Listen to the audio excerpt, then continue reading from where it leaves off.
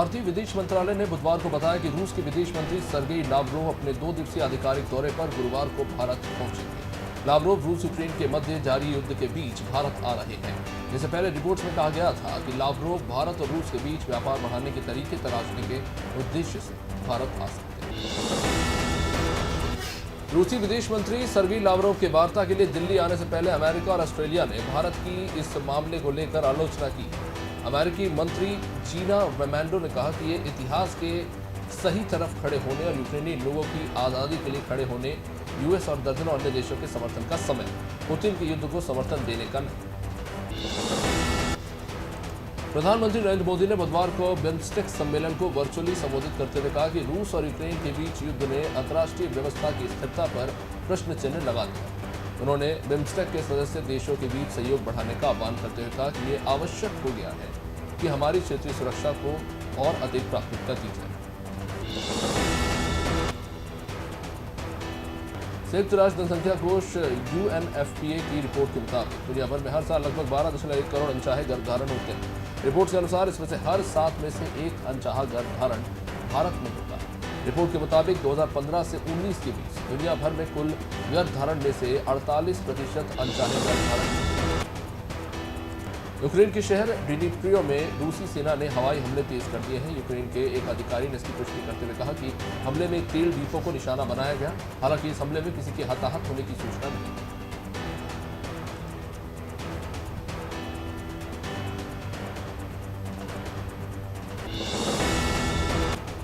America रूस पर लगाए गए प्रतिबंधों का विस्तार करने के विकल्पों पर विचार कर रहा है। व्हाइट हाउस की प्रवक्ता केट बेनिंगफील्ड ने व्हाइट हाउस की दैनिक ब्रीफिंग में बताया कि राष्ट्रपति जो बाइडेन प्रतिबंधों का विस्तार करने के विकल्पों पर विचार कर रहे हैं और आने वाले दिनों में इस संबंध में और भी जानकारी देंगे। बाइडेन ने रूस को दंडित करने के उद्देश्य से कई तरह के आर्थिक दंड लगाए।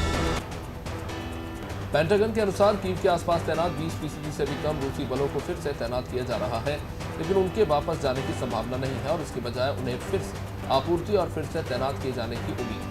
पेंटागन के प्रवक्ता जॉन किर्बी ने बताया कि उनमें से कुछ पहले ही बेलारूस चले गए हैं। रूसी कॉन्ट्रैक्टर वैगनर ग्रुप ने भी यूक्रेन के डोनबास क्षेत्र में लगभग 1000 भाड़े के सैनिकों को तैनात किया।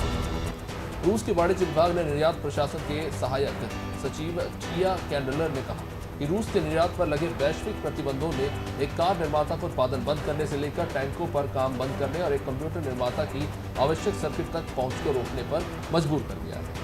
कैंडलर ने कहा, आवश्यकता, निर्यात नियंत्रण और अन्य उपायों पर अभूतपूर्व सहयोग। एक टेलीविजन पर दिए गए भाषण में वोलोदिमीर जेलेंस्की ने कहा कि रूस के साथ शांति वार्ता जारी है, लेकिन फिलहाल केवल शब्दों, कुछ भी ठोस हुआ नहीं है। जेलेंस्की ने यह भी कहा कि यूक्रेन डोनबास पर रूसी हमलों का जवाब देने की तैयारी कर रहा है।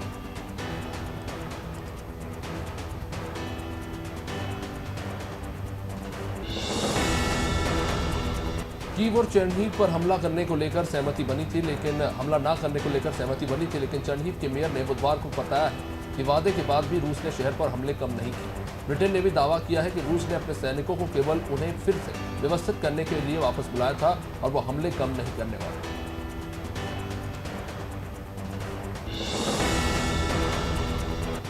बिहार बोर्ड ने गुरुवार को अपनी 10वीं परीक्षा का परिणाम जारी कर दिया, जिसमें कुल 69.88 विद्यार्थी पास हुए हैं। इसमें औरंगाबाद की रामायणी रॉय ने कुल 500 में से 487 अंक यानी 97.40% अंक हासिल करके टॉप किया है। नवादा की सानिया कुमारी ने 486 अंक, तो मधुबनी के विवेक कुमार ठाकुर ने 486 अंक संयुक्त रूप से हासिल करके दूसरा स्थान पाया। सरकारी आंकड़ों के विश्लेषण में यह पाया गया है कि भारत में 1 से लेकर 30 मार्च के बीच बिजली की 57.4 करोड़ यूनिट की कमी अक्टूबर 2021 में कोयला संकट के बाद सबसे बदतर थी। कोयला संकट से हुई बिजली की कमी के कारण करीब 5 सालों में सर्वाधिक कमी देखी गई है, जिसके चलते उत्तर के कई राज्यों को घंटों तक बिजली की कटौती झेलनी पड़ी। बिहार के मुख्यमंत्री नीतीश कुमार ने गुरुवार को विधानसभा में कहा कि राष्ट्रपिता महात्मा गांधी ने आजादी के दौरान ये कहा था कि शराब बुरी चीज है। कुमार ने शराब पीने वाले लोगों को लेकर यह कहा कि हम तो मानते ही नहीं हैं कि वे हिंदुस्तानी हैं, वे महाअयोग्य और महापापी जो राष्ट्रपिता बापू की बात नहीं सुनते।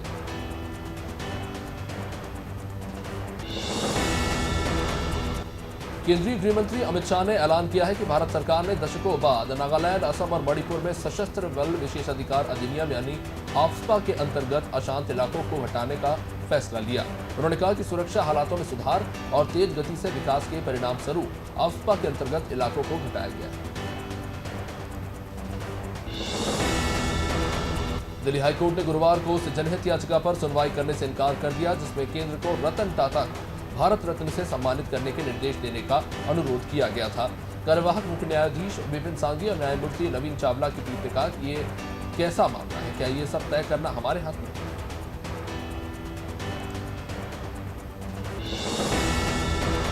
विवेक अग्निहोत्री निर्देशित film the Kashmir files UAE में बिना किसी कट के रिलीज होगी। विवेक अग्निहोत्री ने ट्वीट करके लिखा कि एक बहुत बड़ी जीत है।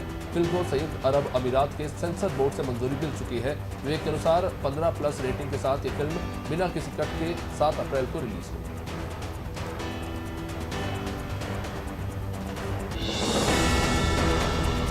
राज्यसभा में विपक्ष के नेता मल्लिकार्जुन खड़गे ने गुरुवार को 72 सेवानिवृत्त सांसदों के विदाई भाषण में कहा कि देश के पहले प्रधानमंत्री पंडित जवाहरलाल नेहरू ने राज्यसभा को नई ताकत और गरिमा प्रदान की। उन्होंने कहा कि पंडित जी ने कभी राज्यसभा के अधिकार को कम नहीं होने। खड़गे के अनुसार ये सदन उतना ही ताकतवर है जितना कि लोकसभा।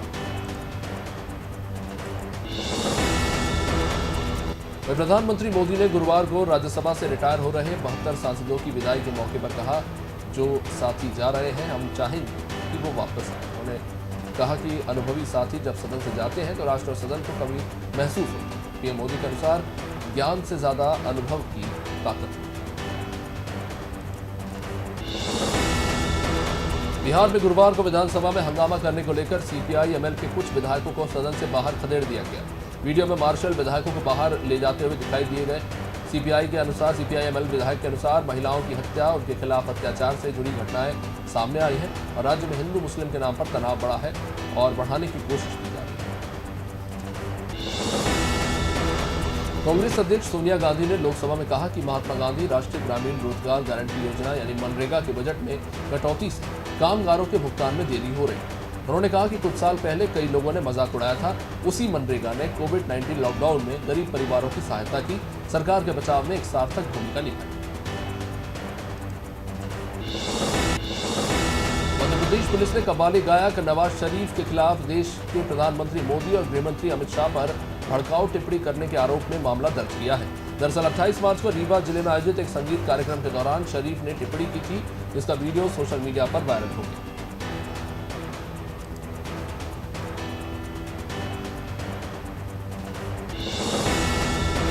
दिल्ली के मुख्यमंत्री अरविंद केजरीवाल ने गुरुवार को इलेक्ट्रॉनिक ऑटो रिक्शा के बेड़े को हरी झंडी दिखाई। उन्होंने कहा कि आज 3,500 लोगों को लेटर ऑफ इंटेंट जारी हुआ है। इससे 3,500 परिवारों को रोजगार मिलेगा। लगभग 500 महिलाएं जिसमें शामिल है। केजरीवाल के अनुसार लोगों में ईवी पॉलिसी को लेकर काफी उत्साह है। साथ दिल्ली में खरीदे गए कुल वाहनों में से 10% इलेक्ट्रॉनिक वाहन। मुंबई की एक अदालत ने गुरुवार को एनसीबी की एसआईटी को Aryan Khan cruise ship drugs मामले में चार्जशीट दाखिल करने के लिए अब 60 दिन का अतिरिक्त समय दिया। इससे पहले एसआईटी ने कोर्ट से चार्जशीट दाखिल करने के लिए 90 दिनों का अतिरिक्त समय मांगा था। दरअसल एसआईटी को ये चार्जशीट 2 अप्रैल तक दाखिल करनी थी।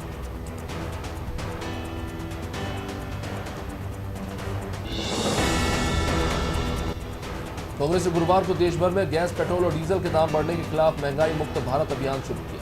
दिल्ली के विजय चौक पर राहुल गांधी के नेतृत्व में कांग्रेस कार्यकर्ताओं ने गैस सिलेंडर को माला पहनाकर प्रदर्शन किया। राहुल के अनुसार दाम बढ़ने से गरीब परेशान है। सरकार का एजेंडा साफ है, गरीबों से पैसा निकाला जाए और 2-3 उद्योगपतियों को दिया जाए।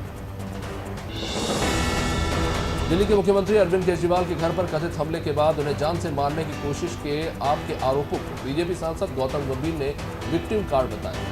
उन्होंने केजरीवाल पर तंज कसते हुए कहा कि कश्मीरी हिंदुओं का अपमान करके बुरी तरह वे फंस चुके हैं। अब तो उनके लिए बस एक ही रास्ता है, विक्टिम कार्ड।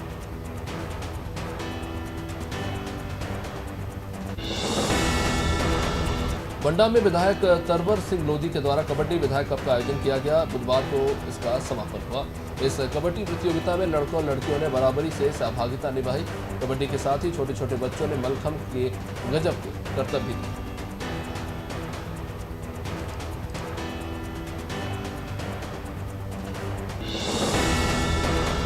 पुलिस ने अवैध हथियारों की तस्करी करने वाले अंतर्राज्यीय गिरोह के सदस्य थाना प्रभारी दीपेंद्र यादव और साइबर सेल प्रभारी शिव प्रताप सिंह राजावत की संयुक्त कार्रवाई में गिरफ्तार किया। 2 आरोपियों को गिरफ्तार किया गया, जिनके पास से 32 बोर की 11 देशी पिस्टल और मैगजीन पुलिस ने बरामद की। इन बदमाशों का ग्वालियर, भिंड, मुरैना और उत्तर प्रदेश के अन्य जिलों में सप्लाई करने का नेटवर्क था। भीमपुर दीपा थाना क्षेत्र के ग्राम पिपली जट में अज्ञात चोरों ने लाखों की चोरी को अंजाम दिया और फरार हो गए। अज्ञात चोरों ने घर में रखे सोने चांदी के जेवरात सहित नगद रुपयों की चोरी की। पीड़ित ने पुलिस को शिकायती पत्र देकर कार्रवाई की मांग की। पीड़ित के अनुसार जब रात में वो अपने घर में दूसरे कमरे में सो रहा था तो अज्ञात चोरों ने उसके घर के कमरों को निशाना बनाया। राजकीय स्नातकोत्तर महाविद्यालय गोपेश्वर का 2 दिवसीय 48वां वार्षिक क्रीड़ा समारोह रंगारंग कार्यक्रम के साथ शुरू हुआ। मुख्य अतिथि के रूप में जिलाधिकारी हिमांशी खुराना ने कहा कि लंबे अंतराल के बाद इस तरह की गतिविधियां नई उम्मीद उत्पन्न कर रही हैं। उन्होंने कहा कि युवाओं के लिए खेल एक आकर्षक करियर विकल्प हो सकता है।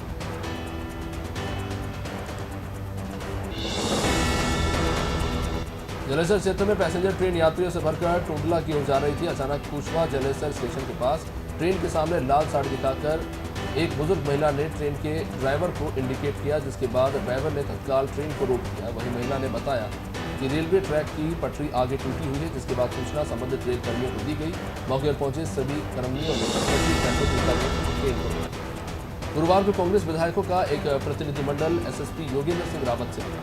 इस दौरान प्रतिनिधिमंडल ने एसएसपी को एक ज्ञापन दिया, जिसमें विधायकों ने जबरन परेशान किए जाने को लेकर भाजपा पर आरोप लगाया। साथ ही आरोपी के बजाय पीड़ित को ही प्रशासन द्वारा प्रताड़ित किए जाने को लेकर पुलिस के भाजपा के दबाव में काम करने का आरोप लगाया। खंडवा की तीर्थ नगरी ओमकारेश्वर में भूतड़ी अमावस्या को लेकर भक्तों का आने का सिलसिला शुरू हो चुका। भूतड़ी अमावस्या के एक दिन पहले करीब 50,000 से ज्यादा श्रद्धालुओं ने स्नान कर पूजन किया।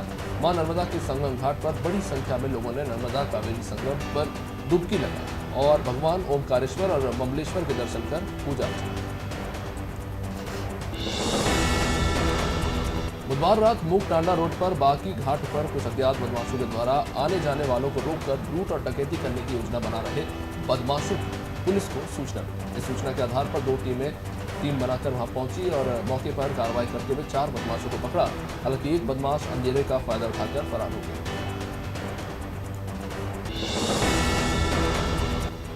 सरकार द्वारा विभागों के निजीकरण किए जाने के विरोध में पूरे उत्तर प्रदेश में विद्युत विभाग के अधिकारी हड़ताल करके अपना विरोध जता रहे हैं।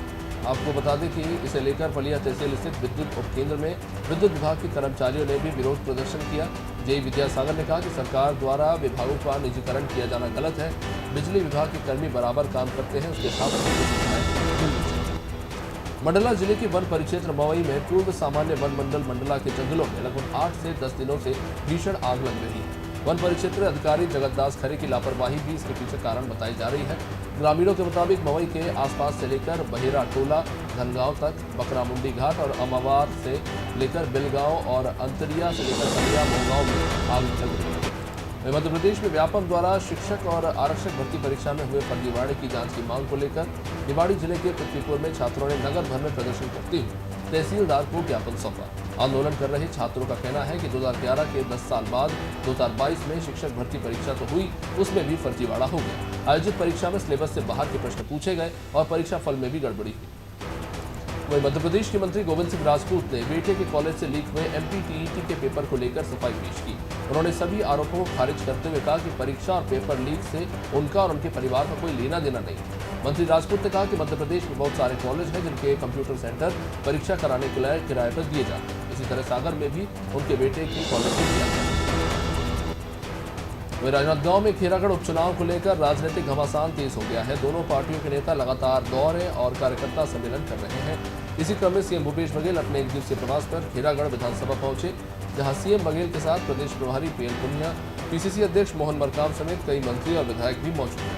इस मौके पर सीएम बघेल ने राम मंदिर परिसर में आयोजित कार्यकर्ता सम्मेलन में शिरकत की। यूपी के बाराबंकी में पूर्वांचल एक्सप्रेस वे पर एक तेज रफ्तार कार डंपर में जा घुसी। इस हादसे में 4 लोगों की जान चली गई। मृतक प्रतापगढ़ जिले के रहने वाले थे और कार से लखनऊ जा रहे थे। तभी हाईवे पर मिट्टी से लदे नंबर से कार टकरा गई। टक्कर इतनी जबरदस्त थी कि कार के परखच्चे उड़ गए और कार सवार 3 युवकों की मौत हो गई। पेट्रोल डीजल के दाम में आग लगी हुई है। गुरुवार को फिर पेट्रोल और डीजल के दाम बढ़ गए। डीजल 81 पैसे तो पेट्रोल 87 पैसे प्रति लीटर महंगा हो गया। बीते 10 दिनों के दौरान पेट्रोल और डीजल के दाम 9 बार बढ़ चुके हैं। दोनों ईंधनों में 6 रुपये 40 पैसे प्रति लीटर की वृद्धि हुई। देश के अधिकांश राज्यों में अब पेट्रोल की कीमत 100 रुपये लीटर के पार जा चुकी है। दिल्ली में अब पेट्रोल 101 रुपये 81 पैसे पर मिल रहा है।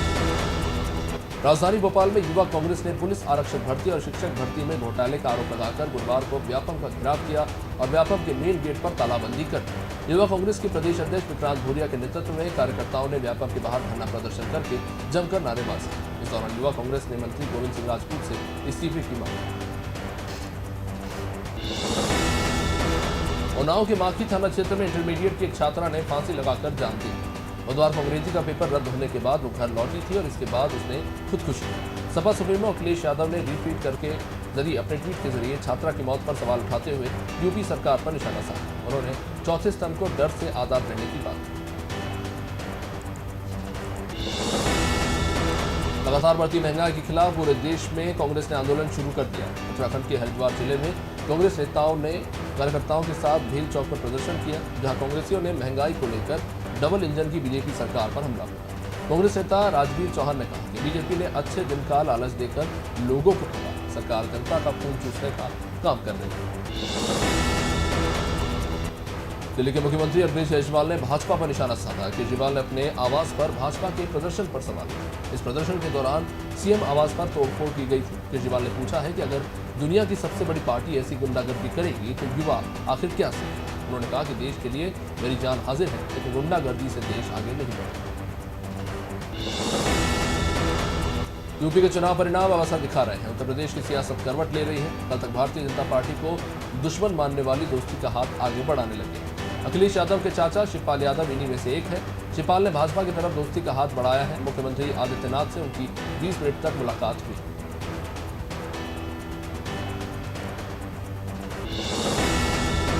भोपाल में कांग्रेस ने महंगाई मुक्त भारत अभियान के तहत विरोध प्रदर्शन किया। पूर्व सीएम कमलनाथ के नेतृत्व में कांग्रेस कार्यकर्ताओं ने बीजेपी सरकार के खिलाफ जमकर नारेबाजी की और ढोल मंजीरा बजाकर बढ़ती महंगाई का विरोध जताया। प्रदर्शन में पूर्व मंत्री पीसी शर्मा, कांतिलाल भूरिया सहित तमाम नेता शामिल हुए। कमलनाथ ने बीजेपी सरकार पर निशाना साधते हुए कहा कि जब तक यूपी चुनाव नहीं हुए थे तब तक पेट्रोल डीजल और गैस के दाम पेट्रोल डीजल की मार से जनता पहले ही परेशान। अब राष्ट्रीय राजमार्गों पर चलना भी महंगा होगा। 1 अप्रैल से राष्ट्रीय राजमार्ग पर लगने वाले टोल टैक्स के रेट बढ़ा दिए गए। भारतीय राष्ट्रीय राजमार्ग प्राधिकरण ने टोल टैक्स में 10 से 65 रुपये तक की बढ़ोतरी की। छोटे वाहनों के लिए 10 से 15 रुपये, जबकि कमर्शियल वाहनों के लिए 65 रुपये तक टोल टैक्स बढ़ा दिए गए हैं। नई दरें आज रात 12 बजे से लागू होंगी। पेट्रोल डीजल और रसोई गैस के बढ़ते दामों के विरोध में कांग्रेस शहर भर में प्रदर्शन कर रही है। मध्य प्रदेश कांग्रेस कमेटी के नेतृत्व में इंदौर में भी कांग्रेस नेताओं और कार्यकर्ताओं ने शहर के प्रमुख चौराहों पर विरोध प्रदर्शन किया। कांग्रेसियों ने महंगाई का विरोध अपने अंदाज में किया। कार्यकर्ताओं ने गैस सिलेंडर पर माल्यार्पण करके बढ़ती कीमतों का विरोध जताया। शिवराज कैबिनेट ने प्रदेश के किसानों के हित में एक और अहम फैसला लिया। कैबिनेट बैठक में किसानों के लिए लोन चुकाने की डेट बढ़ा दी गई है। लोन चुकाने की अवधि समाप्त हो रही थी, इसे बढ़ाकर अब 15 अप्रैल कर दिया गया है। बढ़ी हुई अवधि के दौरान लगने वाले ब्याज की राशि करीब 60 करोड़ रुपए भी राज्य सरकार भरेगी। राजधानी भोपाल के आनंद नगर इलाके में बी फार्मेसी के छात्र का शव मिलने से सनसनी फैली। मृतक छात्र छतरपुर का रहने वाला था। मृतक के छोटे भाई ने हत्या की आशंका जाहिर की है। उसका कहना है कि किसी करीबी दोस्त ने उसकी हत्या की है। हालांकि पुलिस ने पोस्टमार्टम रिपोर्ट आने के बाद ही मौत का खुलासा करने की बात की।